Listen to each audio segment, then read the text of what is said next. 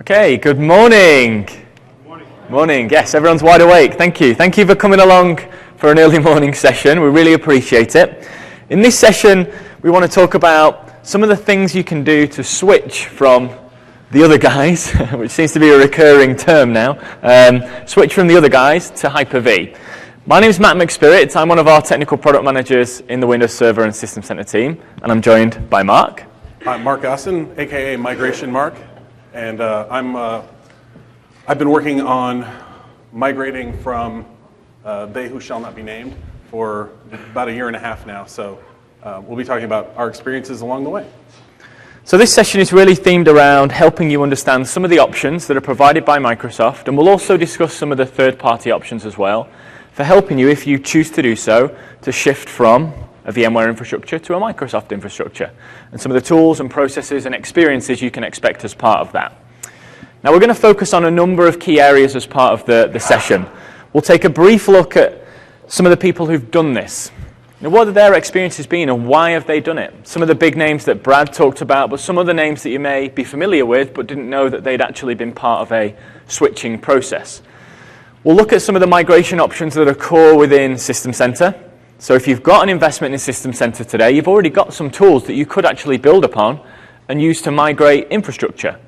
Not just from virtual to virtual, so from VMware to Microsoft, but also physical to virtual as well, if you're still just starting your virtualization journey. We'll then look specifically at the MVMC, the Microsoft Virtual Machine Converter, which is a free tool that allows you to convert VMware virtual machines to Microsoft virtual machines, and we'll do a demonstration and explain some of the key capabilities around that particular product. And then we'll showcase how we scale, hence the little icon there, we scale that out beyond just single virtual machines at a time and allow you to automate a lot more of this process to convert the virtual machines more quickly to achieve your goal. And then finally, we'll wrap up with some discussion around some of the other options and summary and Q&A. We'll open up the floor and we can talk about some of the different experiences that you can expect to see. So, who has started the migration? Who's migrated that we can talk about publicly? Well, there are organizations like Pella. Pella were a big name that we talked about last year at MMS and at TechEd as well last year. And they're coincidentally, they share a lot of I suppose, technology development with Microsoft in the sense that they also make Windows. But their Windows are a little bit different, Windows and doors versus ours. Yeah, bad joke. It doesn't get any worse than that, I promise you. Oh, yes. Well, yeah, there you go. But for Pella, they shifted and they used some of the toolkits that we make available.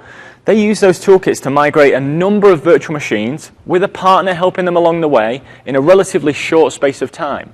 But the reasoning, aside from cost, which was a driving factor for them, but they also saw System Center as a key attraction for them to help them not only manage their virtualized infrastructure, but go beyond just managing that, and managing their key applications and workloads as part of their broader ecosystem. So it enabled them to do a lot more with the management tools on the Microsoft side.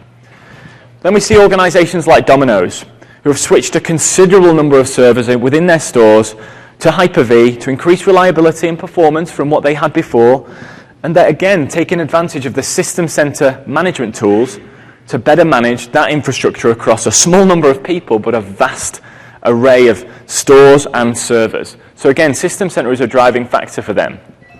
We look at someone like Apartments.com.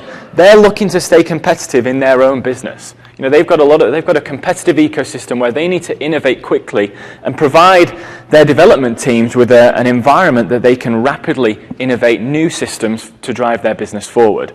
And System Center with Hyper-V enabled them to be more flexible and deploy those environments more quickly.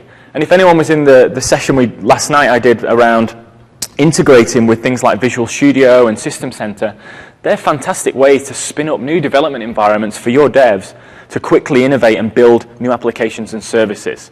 And Apartments.com found the cost advantage of Microsoft and the platform very attractive as well. And then finally, Acer, who are rolling out Windows Server 2012 and Hyper-V across a broad set of their data centers, and they're seeing massive savings in cost annually, and again, utilizing some of the System Center tools to better manage their infrastructure. So there's a couple of key themes there. People are switching because of cost.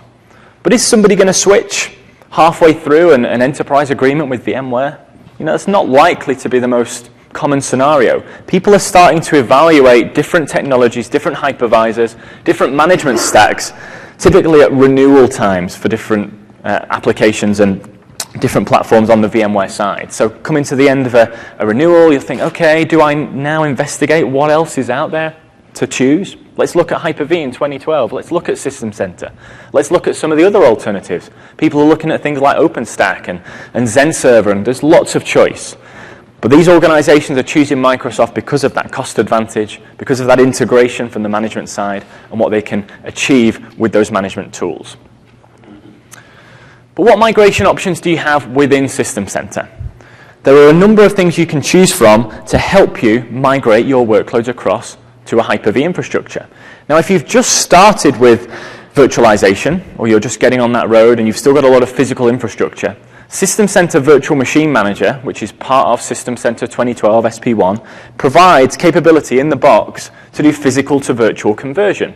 So I can point my VMM server at the particular physical server that I want to convert, give it a few options, make a few selections around disks and network configuration, and within a couple of clicks and a bit of information, I can be on my way converting physical servers into virtual machines.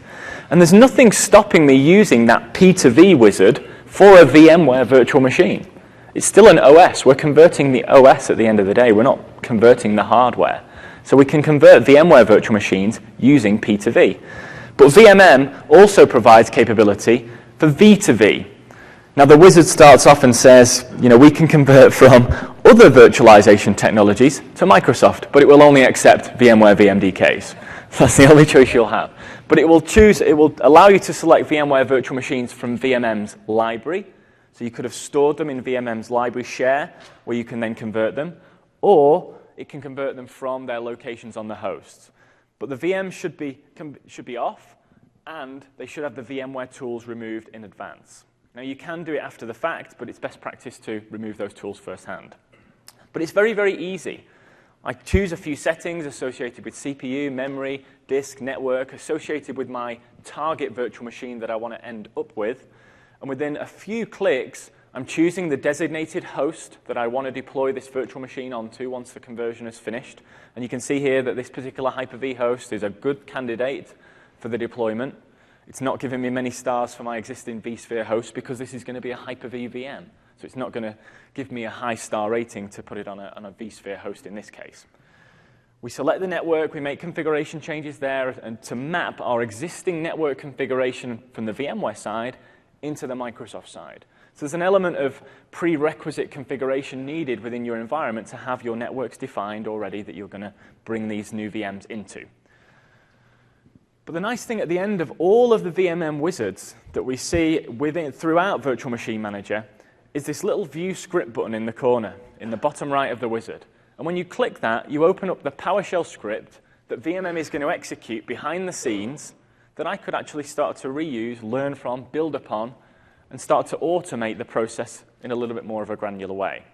So that's really helpful if you're just getting started with some of this automation of these key tasks. But if you really want to start to drive the next level of automation and harness some of the other tools within System Center, that's where Orchestrator comes in. And we saw in the keynote how Michael did a demonstration of scaling out particular tiers of services to Azure and to on-premise private clouds. But in this example, this runbook highlights what we can build with Orchestrator to help orchestrate that process of V2V conversion.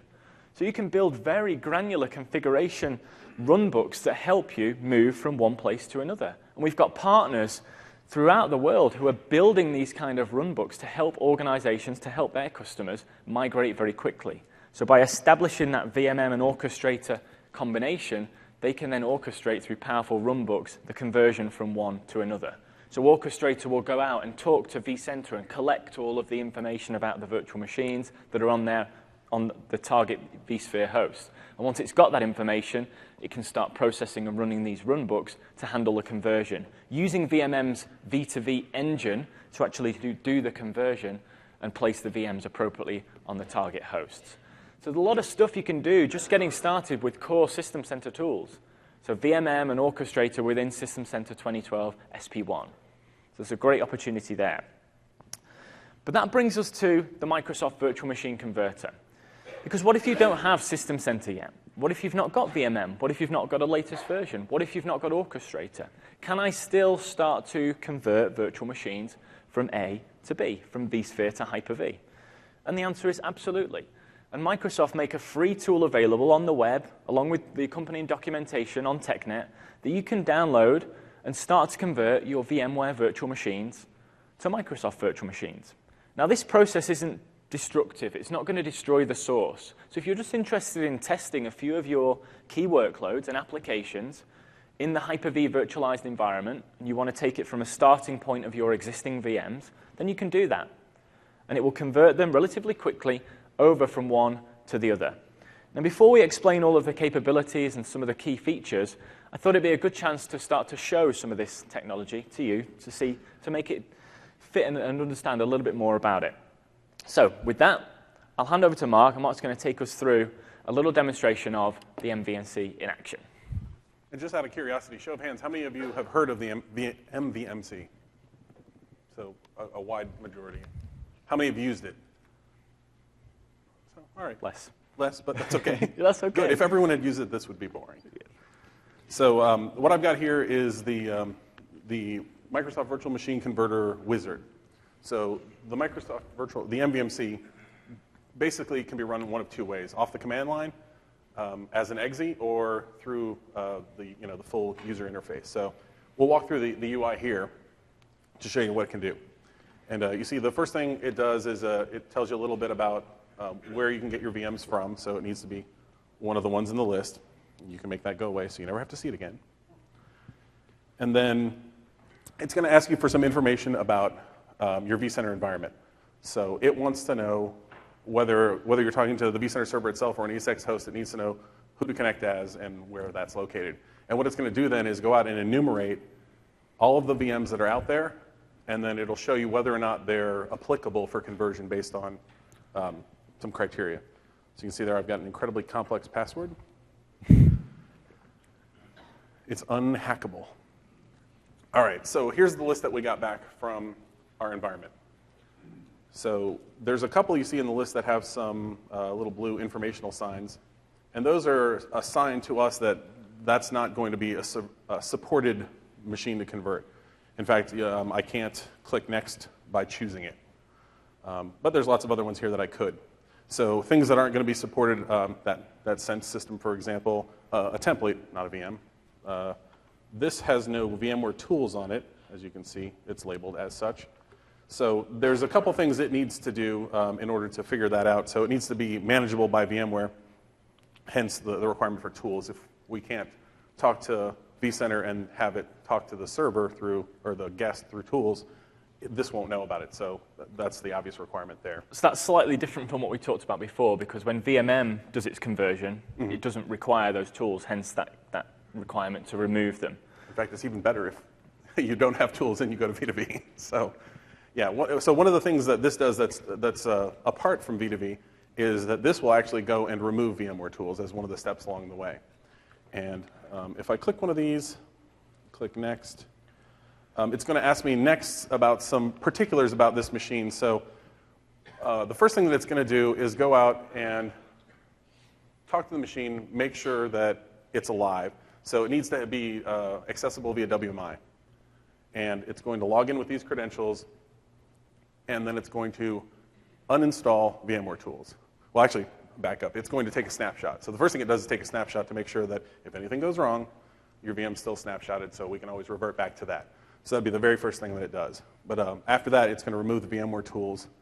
Once they're gone, it'll then, it actually does an OVF export, but essentially it spits out the disk to the Hyper-V side, and you'll see that in the next, if I click forward here. Oh, and we've got some state options there. So how do we want this machine to look, and on the VMware side and on the Hyper-V side? So it can be on in both, it can be off in both, it can be on in one and off in the other. And this is at the end of the conversion. What state do you want?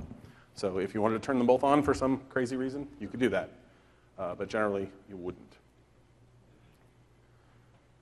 Yeah, so those are the wrong credentials.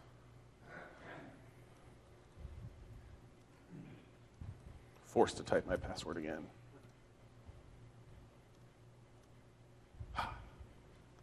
I type that wrong, it's all over.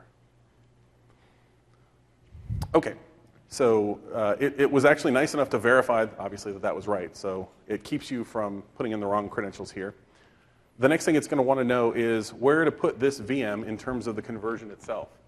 So it needs to, during that OVF export, it's going to copy those files out to, well, we can specify, but this Hyper-V host, right? This DVM temp or wherever you want it to go. And it's going to buffer those there so that it can actually do the conversion, the disk geometry conversion, to turn those into VHDs. So you need a decent amount of space for that repository based on. Well, yeah, I mean, going through the UI here, yeah, I need to be able to hold the one that's coming over, certainly. So at least big enough to store the one, maybe twice. And then I need to give it some information about the destination. So which Hyper-V host is this going to end up on? So where do I want this all to go? And let's see here.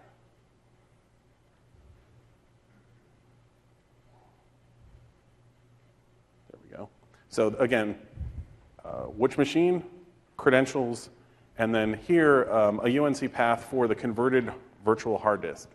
This is not the most optimal way necessarily to run through this workflow, but this is the way the tool does it. So it's going to copy them to that temp folder first, and then once they're converted, it'll put them on this share.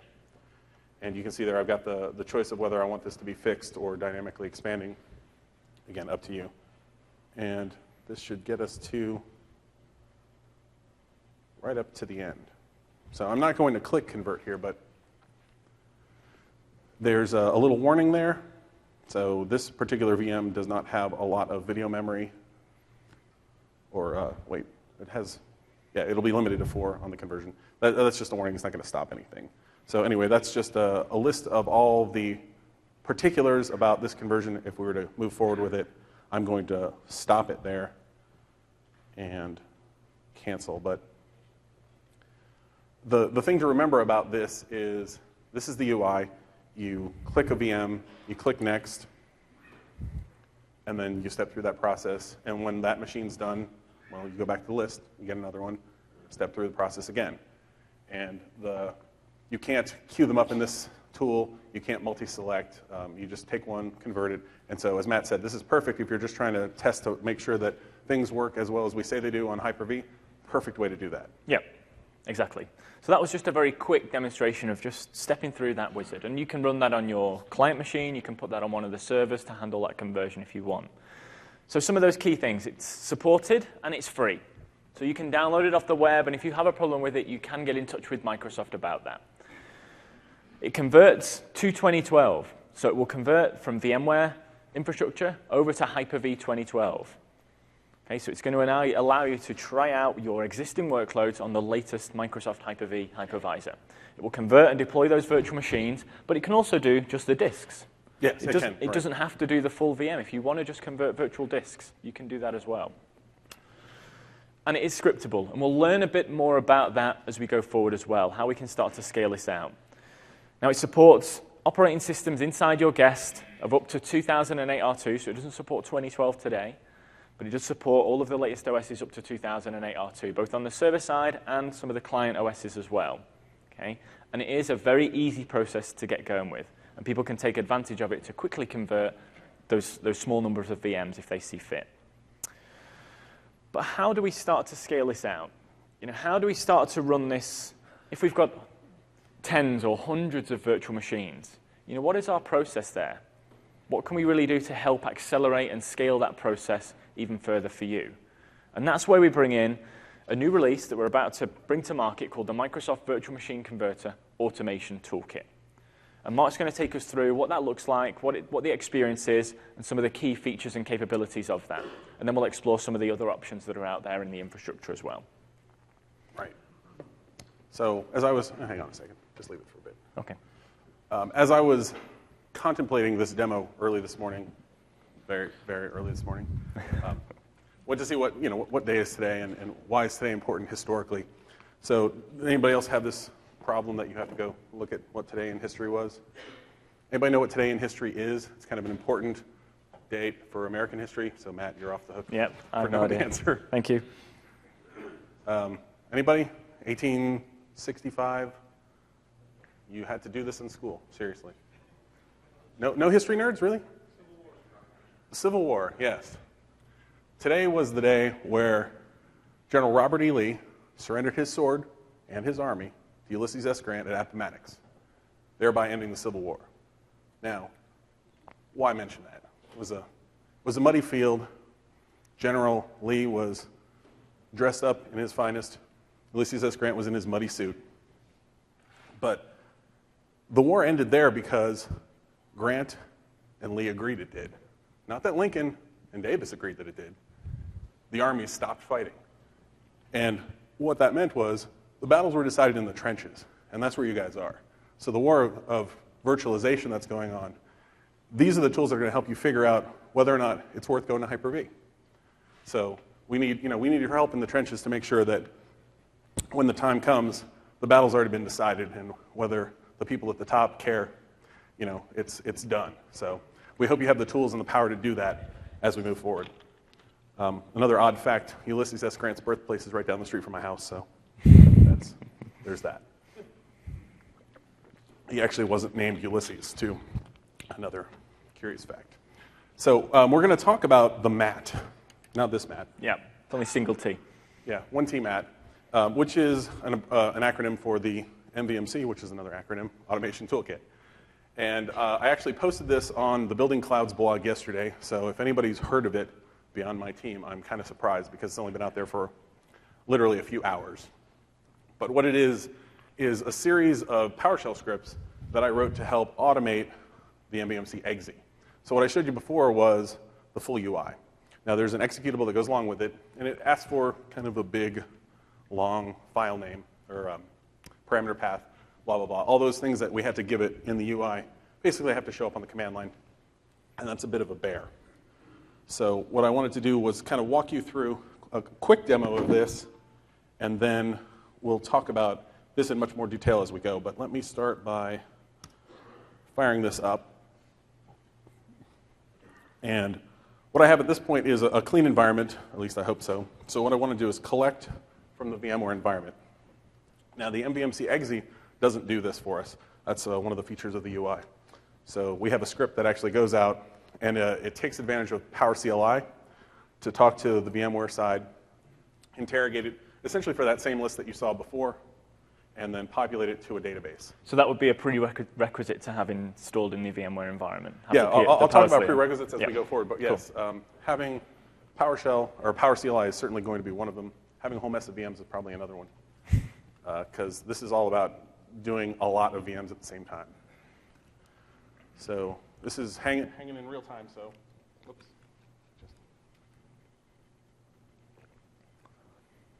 It was a good pause, just long enough for it to close.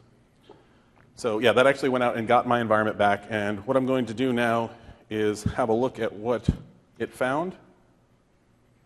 And there's already one out there, so I'll delete it. So if you look at that list, you should see some of the same names that you saw in the previous list. It's the same, hopefully exactly the same. And what I want to do is... And it automatically excluded those ones that it couldn't convert in that list? It did, yeah. Right. Yeah, well, like I said, we'll really dig into this, but what it produced was this little file for me. So I want to, just to kick this off, I want to throw 2 VMs at it, and then we'll start talking about how it works, let those run, and then we'll throw some more at it down the road here. So what I did was just chop the list down so there's only 2 VMs in it. Saved it, I think. Yep, okay. And now I'm going to go back to my PowerShell script and update my database. So I see that 2 machines were added there. I can double check. Yep, there's 2 there. And then I'm going to bail out of this and kick off a conversion slightly differently than I will later. So kind of showing off 2 different ways to do this. So over on this side, I've got a loop running that's showing the machines that are out there and ready to convert. And as this fires off, you'll see that it's going to go and grab up a couple VMs and start those conversions more or less with a click of a button.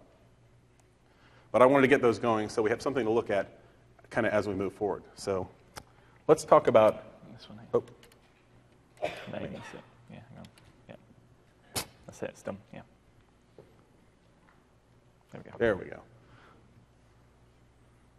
So let's kind of step and look at the overall architecture. So to begin with, well, you need the server from the other guys. You know who. And the very first step that's going to happen is what we just saw there. So the Power CLI script is going to go out and collect all the VMs that it can from VMware. So that's done in a PowerShell script, and I'll probably say this a bunch, but one of the beauties of this thing is it's all PowerShell. So if you don't like the way I did it, and I'm by no means a developer, fix it, change it, make it your own. So anyway, what this does is it goes out, gets that list, and then it's going to take that list and it's going to pump it into a SQL table. This can be SQL Express. If you've already got SQL up and running, you can throw it at that. Doesn't make any difference, but the free version absolutely works, and that's what I'm using here. And it does that through a stored procedure. So there's a little bit of a SQL setup file that you just basically click on it, run. It'll set up the 3 tables that it wants and that stored procedure. And that stored procedure is going to move the data into the table. And that's really going to be kind of the authoritative source from here out. So before we do that, we want to make sure a couple things. One, the VM's running, and the ones that we want have tools on them. Otherwise, just like the MBMC tool didn't see them, we're going to exclude them. In fact, Power CLI is not going to see them either. If the machine's not on, Power CLI won't see it. And if tools aren't there, they're not managed on that end, we can't see them either. So make sure everything that you want to convert is up and running. Have that drawn into the database. And what we did from there was we created a text file. And I'll go back through this again, but what I did quickly was bring up that text file, and I scrubbed a bunch of stuff out of it because I didn't want it to convert them right this second. So one of the things that you're going to have to get used to with this tool is the idea of a batch, for lack of a better word, of virtual machines. So how many virtual machines do I want to convert start to finish with nobody stopping in the middle? If that's all of them, cool. But for most of us, it won't be because we've got windows that we need to work in, and there's probably a reasonably finite number of machines that we want to push through there, 20, 30, whatever, somewhere in that range, something manageable by you. So you take that list, get rid of the ones that you don't want to go in this batch. You can also order the list. So if you need VM 16 to go first, put it at the top of the list. It'll respect that when you push it back to the database. So once you've done that, you've reordered the tables, then you can kick off the actual conversion. And that's done through PowerShell. And we'll dig quite a ways into that. But what happens is we go out to the database, we get the next available record, we pass it out to the engine, MBMC, the command line. And then basically from there, we do a couple things. We start to watch what it puts out in terms of output. So I know a couple of you have used MVMC. Has anybody ever used the EXE, the CLI version of that? Nobody, yeah. That's all right. Why would you? There's a wizard. Yeah, the EXE does not put out what we would like to call output, like at all. It says starting, and then it says done. So in terms of visually, there's not anything at all to look at. So what we do is we kick off kind of a helper script that goes out and looks at the log file that it produces, and we try to translate that into something that's understandable to you. So you'll see as we switch back to the demo, but one of them is at stage 2 now, downloading VM disks. So that's a little more user-friendly than, well, nothing, or having to crack open that log file and try and figure out where it is at this moment. So all that's going on. We're just trying to keep track of this executable, what it's doing, what it's producing as output. And then, of course, ultimately, it'll put that on to the Hyper-V server, and we'll go off, get the next one, that sort of thing. Now, we can do this through the UI one at a time. Through the mat, we can do this 3 at a time. Well, maybe more, but I haven't seen any real performance gains after the 3rd VM. Things start to slow down a little. So the first VM will go in 20 minutes. If I do two VMs, it might take me 28 minutes. 3 VMs takes me 40 minutes, and then after that, I don't know that I'm getting any performance improvements. So we can do parallel conversions, to a reasonable limit on the same machine. But don't order yet. we can also kick these off on helper servers. So other servers that happen to have the mat scripts on them and the MBMC executable, they can take the load as well. So one of the things that I did when I converted this was I told it to only use my local machine and not to use any of my remotes, so that the next time I show it, it looks cooler, mostly. So, well, I won't get into too far into how that works, but let me jump back here to Blue one. There we go. see where we're at. So if we look at this log file, you can see that it ran, found a couple VMs, and then it basically said, hey, that's as far as I need to go for the moment. So what I want to do is run this again and kind of walk you through it a little more slowly. So there's three options here at the main menu. Collect virtual machines, manage the list, and then actually convert. So I've already done the collection. I don't need to do that again. So I want to do some list management. And I could go out to that file now and update it, but I don't really remember all the names of the servers, and I'll probably type them wrong. So I'm just going to recreate the list. You see that it goes out, it sees that I already have a list. Make sure that I want to kill it. So I do. And now I've got a new list.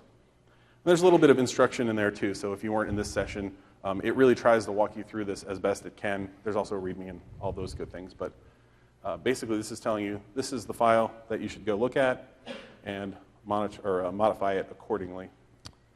So I'm going to go and just take from 2 to, I don't know, 16. I don't know how many is that. Let's count. 1, 10. 2, 3, 4, 5, 10. All right, so that's more than we can hold at capacity. So what the configuration I have at the moment is 3 servers with 3 maximum VMs running at a time. So we should be able to run 9 simultaneous conversions if everything goes to plan. So this is more than it can hold because there's 2 running already. So we should have some that are just kind of sitting there waiting to go after this. So once again, I would need to update the list, so tell the database that read from that file. So it's pulled all those in to the queue. And if I pop back out to my monitor, we should see that it's already, yep, there it goes. So it's pulled in all that data. Groovy. And if I wanted to double check, I could do that here. It looks like it's good. So from here, I'm going to go back out to the main menu and hit this C. I mean, there's not really anything else to do. So it shows you a list of what's running and what's about to run. And now, because I ran it this way, you see that it's starting a process on server 5. I'm on 99. So it's kicking off on server 5. If you see on the second PowerShell window, 5 just picked up 3, 003. And 5 should pick up 2 more, depending on how the refresh cycles go. In the meantime, we're going to move to server 100, ask server 100 to start picking up its fair share of the load. So we should see there's 2 5s in there now, 3 5s in there now.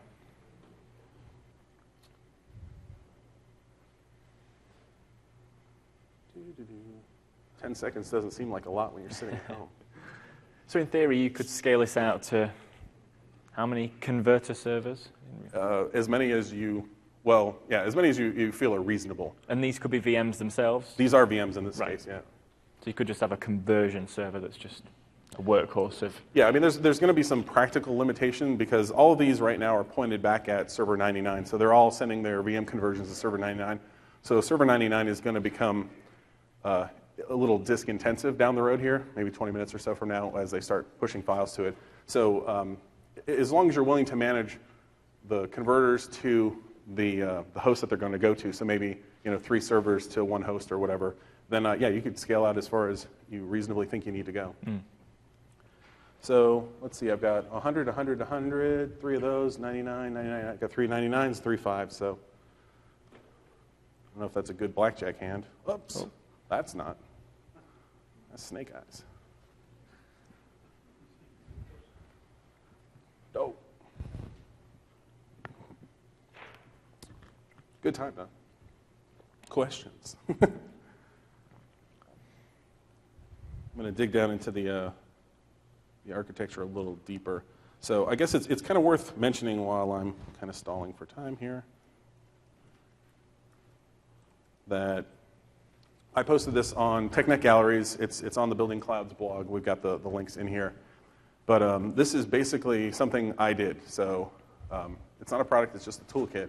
But if it was a product, I would have been the product team, the QA team, the dev team, and the guy who got drinks at the end of the day or whatever. So this is just one person's work. Just shows you what you can do. And the beauty of having it out on the blog and on TechNet is if you guys find that there's things that you want to improve in it, send that back. And we're certainly, I mean, I'll keep iterating this, obviously, as time goes on. This isn't looking so hot. But because it's PowerShell, it's about as easy to extend as we could hope to extend.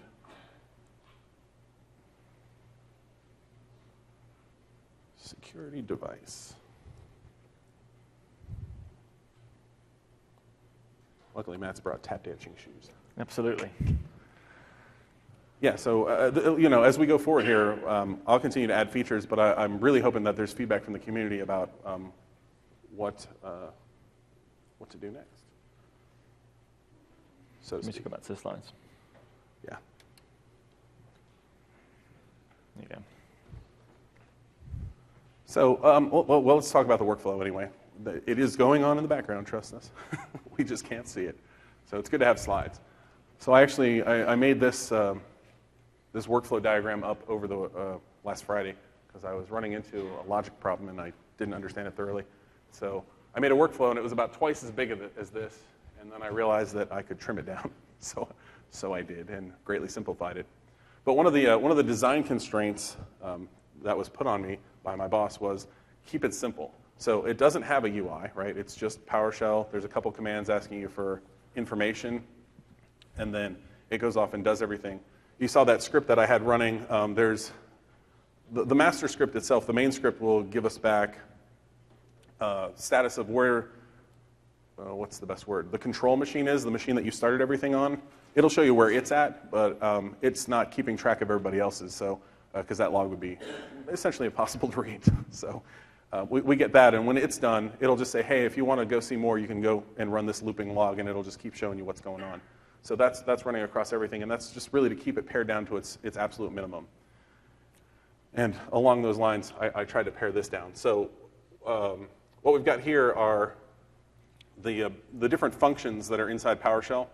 So when we hit start, the last time I did it, that called off the start remote section. So the start remote section goes out and interrogates an XML file, which I would be showing you now if I could, which is called variable.xml. And this is where you keep all of your information relevant to the conversion.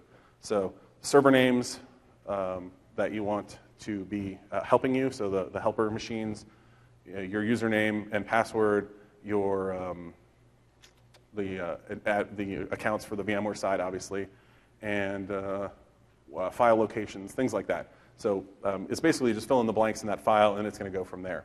So start remotes goes out and interrogates the XML file to see how many remote servers you've got listed. And then what it does is it opens up a connection to the remote and then starts up Task Scheduler and basically says, here, I want you to start the PowerShell command on your side now with these parameters, which is none, because they've got all their own XML files, so they're just going to pick it up from there. So basically, it's just going to kick that off.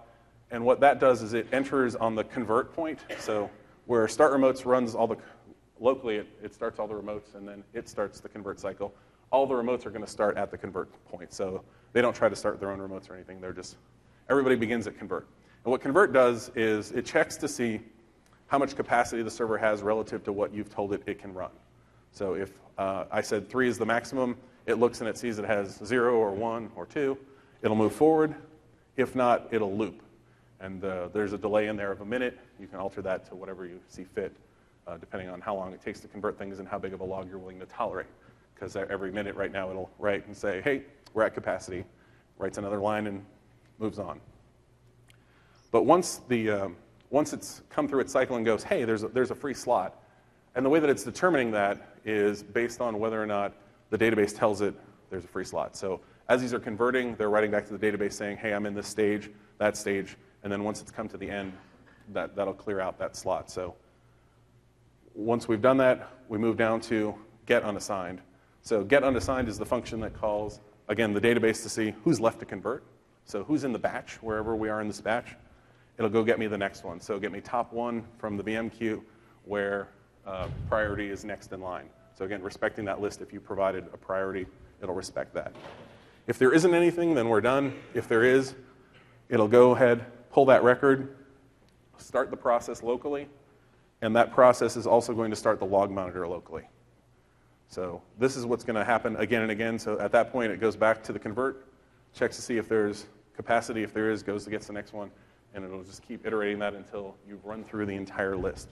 So while I've been gabbing on, I should probably try to reconnect again.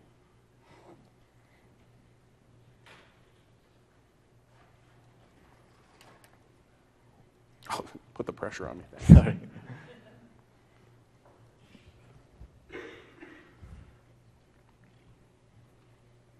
Hey, if it happened to Brad, it can happen to all of us. Local security authority cannot be contacted. He's not liking that.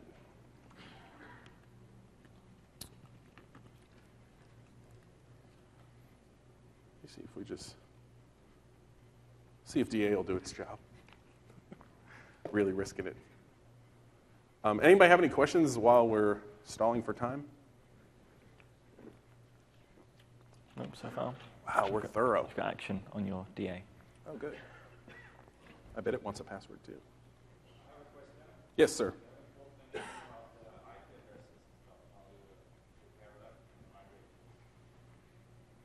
So the question was, how do you take care of the IP addresses as part of the migration?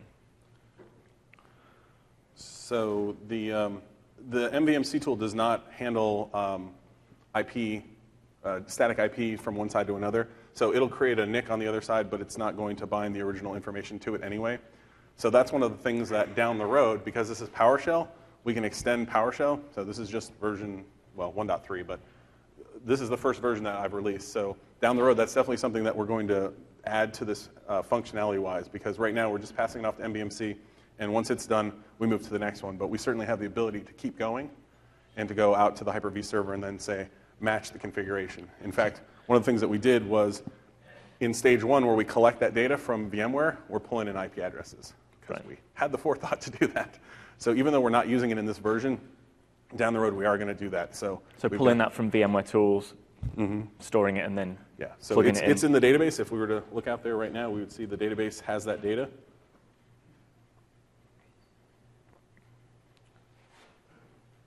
Let's try the other smart card. So yeah, I mean, a great question. That isn't something MVMC does, but that doesn't mean it's not something that the MAT can do. So we can extend the MAT to do that as we move forward.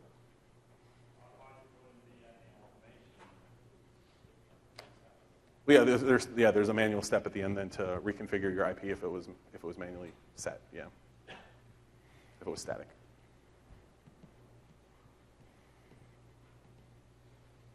I don't think that's going to connect. Should we go back to the slides? Yeah, I don't have a whole lot more slides. I was trying to do a lot of demo.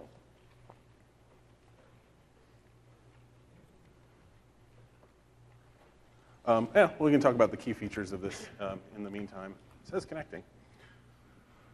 So one, just like the MVMC itself, this is obviously free to use. You grab it off TechNet, pull it down, use it. It's easy to use. So if you don't know anything about PowerShell, you can still use this, right? It's just open up the XML file, fill in the blanks, and run it. It does everything that we could think of to make it easy for you. So if you didn't run it as an administrator, it checks, it'll elevate itself, kill itself, and then start again with an elevated privilege. It does all those things that we could think of. If you type the wrong command in, it'll spit back the help, all that kind of stuff. So if you're really unfamiliar with it, that's okay. But it is driven by PowerShell, so a lot of PowerShell knowledge in the world, a lot of experience. So there's people who know it far, far better than me. So we'll be able to continue to expand on it. The SQL Express database, so again, free version is all about not having to own anything outright to make this work. It supports multiple concurrent conversions per server, and it scales horizontally across multiple servers. So those are all, as we saw, we got up to 9 going right then.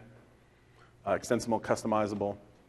It also provides simple reporting and management. So it's not something I was able to show you yet, but there's a couple of commands in there that'll let you clean up the database. Again, if you're not familiar with SQL, you don't want to know anything about SQL, you just say, hey, clean up the table for these records if something goes wrong. It's got a feature to do that. It'll clean up the whole database. It'll purge the database. There's all sorts of options in there around keeping maintenance up and where it should be. There's also reporting features. So if you want to see all the machines that are out there, all the machines that are out there but aren't marked as supported, all the ones that are marked as supported and are done, the ones that aren't done, you know, I mean, like all the different ways you want to slice and dice that, CSVs will be popped out, pull those into Excel, and mash them up any way you like. And of course, you can download it, so grab the slide or go to Building Clouds. It was the last post as of a few hours ago. I don't know if it's still the one on top, but just check for Migration Mark. Now, this was just one example of a tool that you could use and automate now to convert from VMware to Microsoft. But there are other alternatives out there in the market that are produced by third parties that you can take advantage of. Some free, some have a cost associated.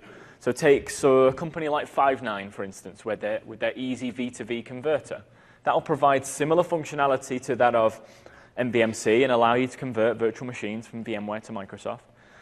But there's an alternative solution from the likes of DoubleTake, with DoubleTake Move, where they will convert virtual machines at scale from VMware to Hyper-V and give you almost like a warm migration to shift from one location to another. I was going to say, do we want to talk about cold and warm? Yeah, go ahead. So I blogged about this a while ago, and I'm sure you've all read it, but worth repeating. So all the tools that Microsoft provides are what we consider cold migrations. So the machine is going to need to go offline during the conversion, and that's when we move the bits off and convert the disk and spin it back up on the other side. So it needs to be offline for as long as the conversion itself takes, which can be anywhere from 10 minutes to 45 minutes or longer, depending on how the disks are. So those are technologies that we call cold because it's got to be offline. So you lose time to that, and there are other tools out there like DoubleTakes, which are warm, which is to say, in their case, they install an agent, right? And Inside the agent's the VM, actually yeah. writing bits back out the whole time. So what it can do is have everything converted except the last little bits that need to happen before the shutdown. So all you have to do is shut the machine down, and at that point, bring it up on the other side, and all the bits should be synced. So there's a reboot involved. I don't think we're ever going to see a hot migration because they're just technologically they're very different beasts, and I don't see that happening. But there are solutions out there that are warm. We don't have one at this point, but just so, I mean, if you absolutely have to have something done in a very, very short time span, and I know hosters have this problem a lot, those tools will help. Yeah, and there's also solutions from vendors out there that are starting to accelerate the different components of the conversion. So for instance, the conversion of the actual configuration file of a VMware VM to a Microsoft VM is very quick. It's just a descriptor, it's metadata, it's an XML file. The bit that takes the time and is typically quite intensive on the system is the conversion of the storage, the disk, converting from the VMDK to a VHD, VHDX file. And in that case, our storage vendor partners like NetApp as an example, are doing some cool stuff there around harnessing the power of their filers and the power of their SANs to handle a conversion, where they can do it on the SAN dramatically quickly. Dramatically. Literally. Reducing the time from potentially very long, minutes or hours, to just seconds and minutes. It's incredibly quick because they're using the power of their storage array to clone those blocks rapidly without needing all of the time it takes to go through the conversion normally. So if you associate that as part of a broader automated script that's converting the config files across, including the IP address side of things that was raised, that whole disk conversion underneath is incredibly quick. And that's specific to NetApp as an example. But I'm sure there are other storage vendors out there working on similar kind of extensibility to enable you to convert those different blocks, which essentially they are, across to a different format. We any good on the VPN? No. I do have a copy locally, so I can at least show you some of the files. Maybe give me a second. I think that'd be useful. Let me obstruct as much of my desktop as I can. Yeah, hide those icons. Okay, so anyway, if you were to download the mat, this is what you get back. So you see there's 4 PowerShell scripts in that list.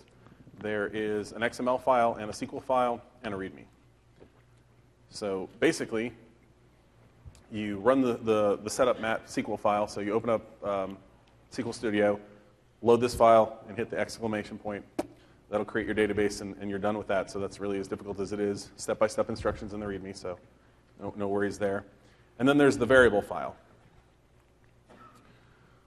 So the variable file contains the following information. So the log path, this is one of the, again, we're working with the MVMC tool, so we have to kind of conform to what it does. And one of the things that it does is it writes its output to the user's temp folder. So you see there I have a value in there as C users, username, app data, local temp. So that's where MVMC is going to write data no matter what. We can't stop it. It's not a configuration option in this version. So we just need to know who's going to be running this and where their temp folder is so that we can monitor the output of that, the log file. Your SQL Server, you need to know where that is. And that little loop that was running, that was how many rows do you want to see in that loop is show rows, so if you want more than 30. Then there's the scheduling credentials on the Windows side. So someone who has the right to schedule tasks and their password, the Hyper-V data here. So the share, remember we walked through the wizard. The wizard wanted to know where the share was, so this is where the share is. The actual target host, so that can be FQDN or IP. And then two options here for source power and target power. So again, do I want both VMs off, on, one off, one on? Most likely. Those are the configurations that you want to run through there. And then kind of the same thing on the Hyper-V side. So where's my ESX or vSphere host? What's the username and password for that? And then for the guest machine. So with the exception of the scheduling stuff, this is all getting baked into that massive command prompt. So all this data gets pulled in, and it's isolated to one XML file, so it's easy to lock up. So essentially, this is the only thing that you would really need to edit. Yes. To make use of this tool. Exactly. Right. And then if I've got more than one server, I would basically take this section here, take it out of the comment,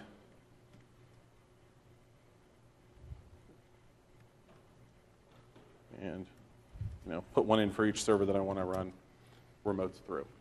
And the prerequisite on those remote servers you've already installed? You've installed these files. And MVMC. And MVMC, yeah. Yep. So yeah, those don't require PowerShell. That's only during the first initial collection. They don't require anything special. I mean, SQL is going to happen through the PowerShell script. So yeah, it's all done there. In terms of the actual scripts themselves, I'll show you the main script. There's about 2,000 lines of PowerShell total. 1,000 of them happen in the function file. But this is the main script. And so there's a couple things in here that you can change, but you don't have to. So I set the queue length to 2 out of the gate just so that you're not running into any performance issues. So this will max out at 2. You want it to go higher, move it up. I don't recommend going higher than 3, but it won't break anything. It just won't go any faster than not moving it above 3. So up to you. Where you want to install it, so if you don't put it in C:\mat, you can put it wherever you want. Same thing with the XML file. It just needs to know where those things are.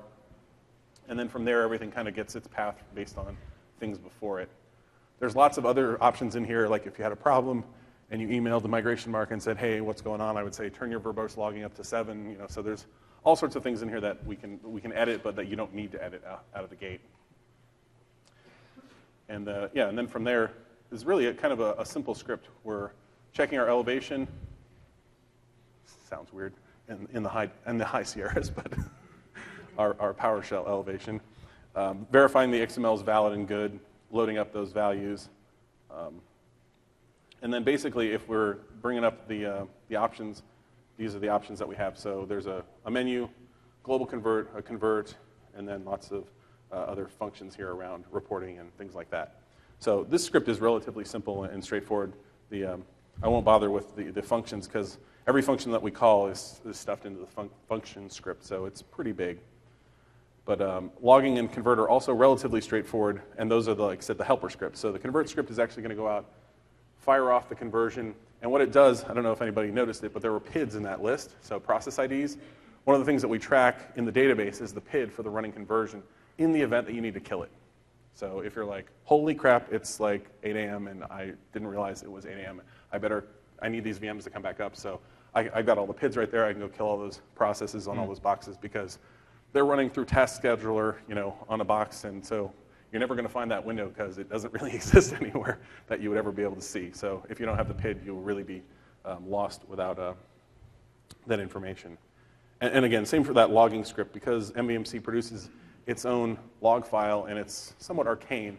We've gotten the ability to figure out what their exit codes are and what their stages kind of translate to in simple terms. So in 1 through 6 steps, this is what the process would look like. And so we report all that back out to the database.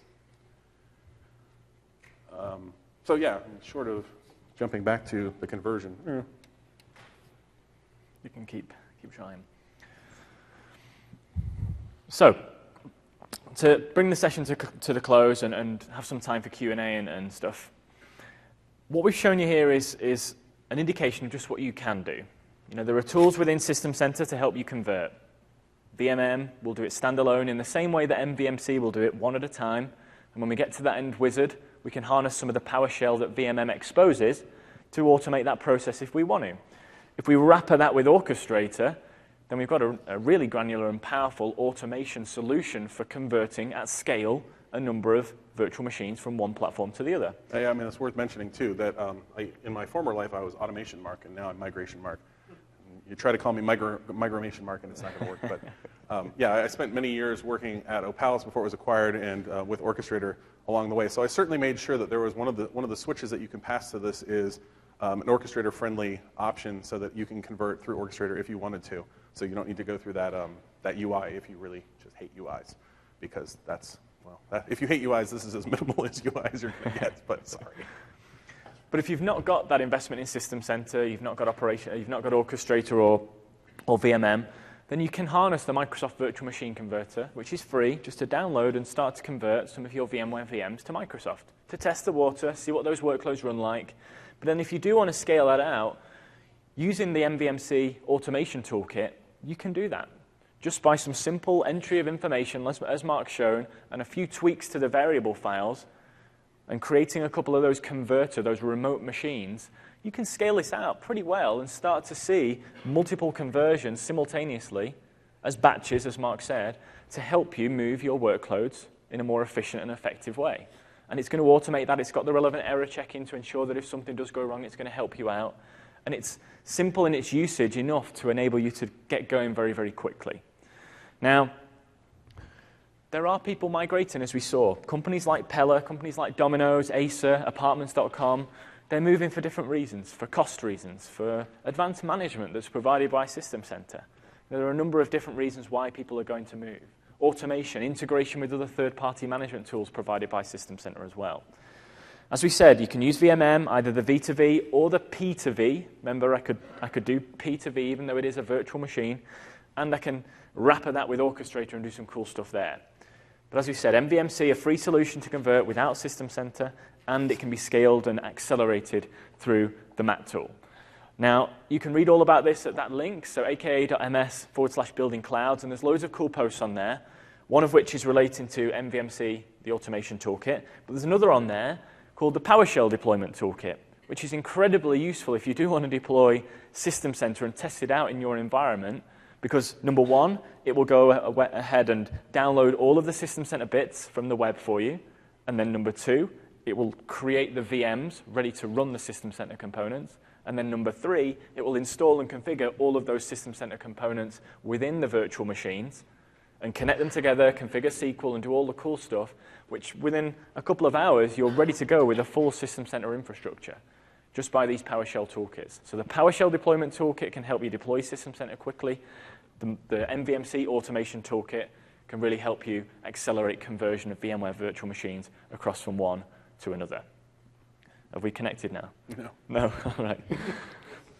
So hopefully that's given you an indication of what we can do. And this is an evolving process. And like Mark said, this can be very much community-driven. If you feel there's extensibility within the automation toolkit that you can add, specific to your needs, or you think will benefit others, feel free to add it and contact Mark, and we'll feed that into the process. We want to help people migrate as quickly and as easily and as efficiently as possible. And definitely when you're on the show floor, make sure you check out the other vendors who also offer solutions, like NetApp is a good example, DoubleTake as well. we just want to help you get to where you want to go as effectively and as efficiently as you possibly can. So apologies again with the connectivity issues. I'm not sure if it's widespread or whether it's just centralized on this desk. It's widespread, right?